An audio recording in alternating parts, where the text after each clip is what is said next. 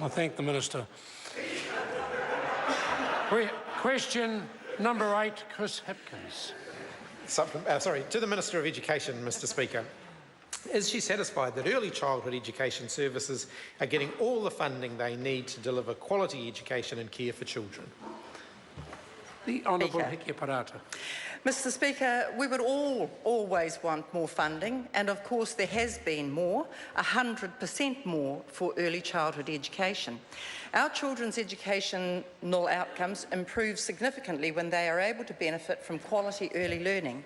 That's why this government is committed to ensuring as many of our earliest learners are participating in quality ECE options.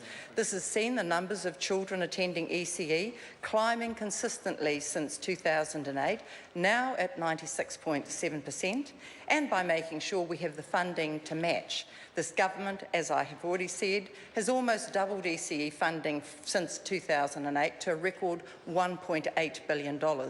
We also want childcare to be accessible, and since 2008, access to ECE has become 33.5% more affordable. Supplementary question, Mr Speaker. Supplementary question, Chris Hipkins. Why does she continue to spread the misrepresentation that early childhood education funding is increasing when on a per-child, per-year basis, the Ministry of Education's own documents suggest that the funding has fallen by over $500 per year per child, from over $10,000 to less than $9,500 per child per year? The Honourable Hekia Parata.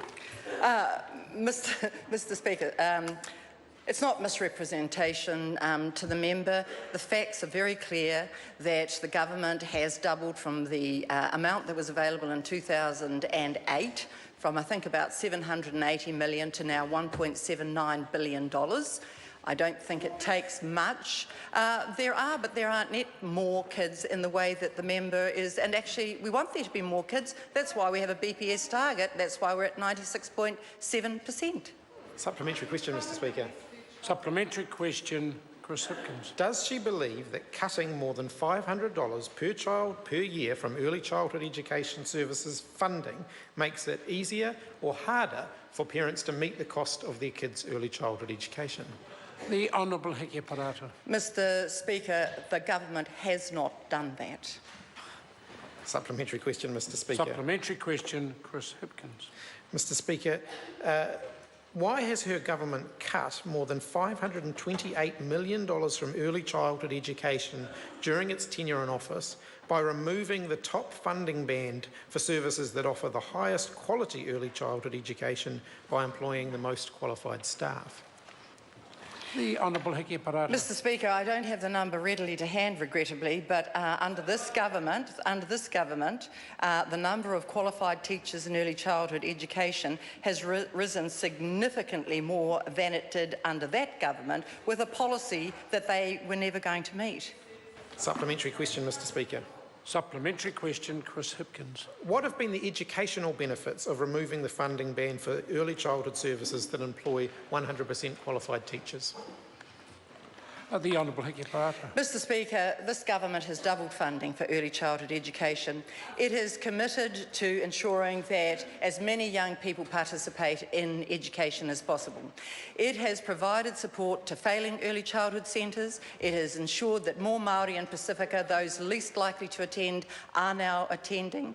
We're currently in a consultation about the refresh of Te Whāriki, the curriculum that underpins early childhood education, to ensure that the quality outcomes that all of us seek are provided. Point of order, Chris Hipkins. I allowed the Minister's answer to go on for a long time before interrupting. Can I have the point of order, please?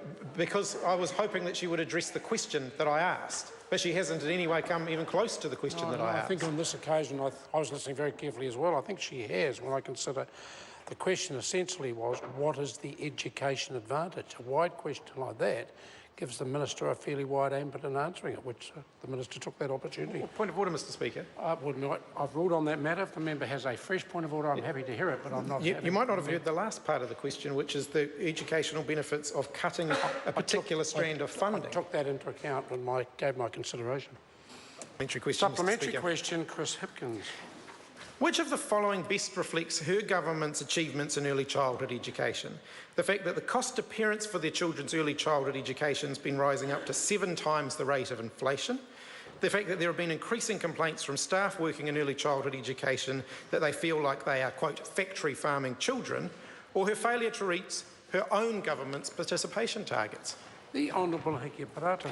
Mr Speaker, none of those. They reflect the negative attitude of the opposition. But as far as our government goes, childcare is increasingly affordable in New Zealand. In the year to March 2016, the cost of childcare relative to earnings decreased by 2.2%.